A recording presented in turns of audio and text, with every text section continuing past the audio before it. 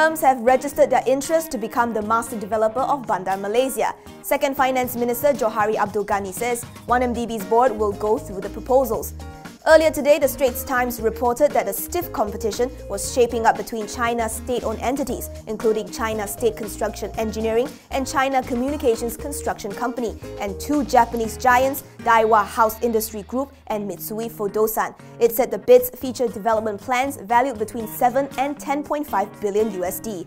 Bandar Malaysia will house the terminus for the KL-Singapore high-speed rail project. The Japanese and Chinese are betting that the successful bidder in Bandar Malaysia would stand a better chance of securing a major role in the rail project.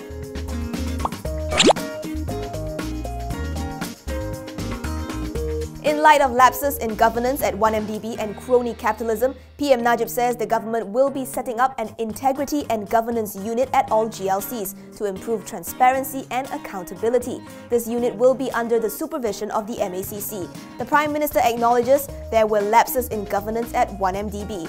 However, instead of sweeping it under the rug, he points out that the government ordered investigations into the company at a scale unprecedented in Malaysian history. Najib also took a swipe at his predecessor Mahathir Mohamad. He says his administration is cracking down on crony capitalism and banishing sweetheart deals. He also promises that there will be no continuation of national follies just to stroke the ego of one man, nor will national firms be created as though they were personal property.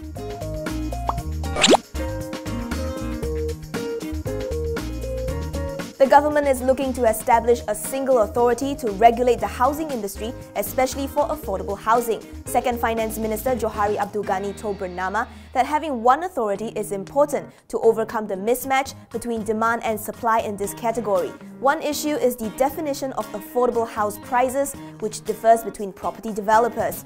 Another is the location where some of the houses are being built, as they are not where people need them most. Earlier this year, Johari also urged young Malaysians to rent their homes longer to avoid getting into huge long-term property debt. Back then, he said buying a house is ingrained in our culture and that Malaysians don't believe in renting. Hence, Malaysians need to change their mindset.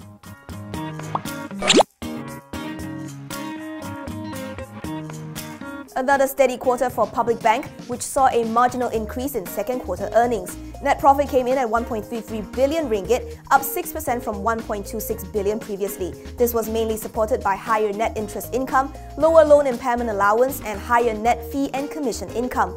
Revenue stood at 5.17 billion ringgit, a slight increase of 3.75% from 4.98 billion last year. The group proposed a first interim dividend of 27 cents per share. Chairman Teh Hong Piao says the group has continued with its positive momentum in sustaining profitability growth.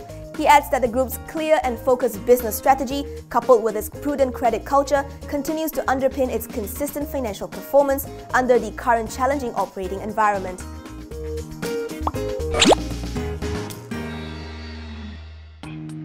Serba Dynamic has secured almost 523 million ringgit worth of operations and maintenance contracts for oil and gas companies across Malaysia and the UAE. The 4 jobs in Malaysia are from Malaysia LNG, PRPC Utilities and Facilities, Petronas Gas and Murphy Sarawak Oil, while its UAE client is Agility Energy FZE. The group says O&M contracts usually do not have a specified contract value by nature, and the company derives the value based on its internal estimation of the historical records for similar types of projects or contracts. The contracts are expected to contribute positively to the company's earnings for financial year 17 to 20.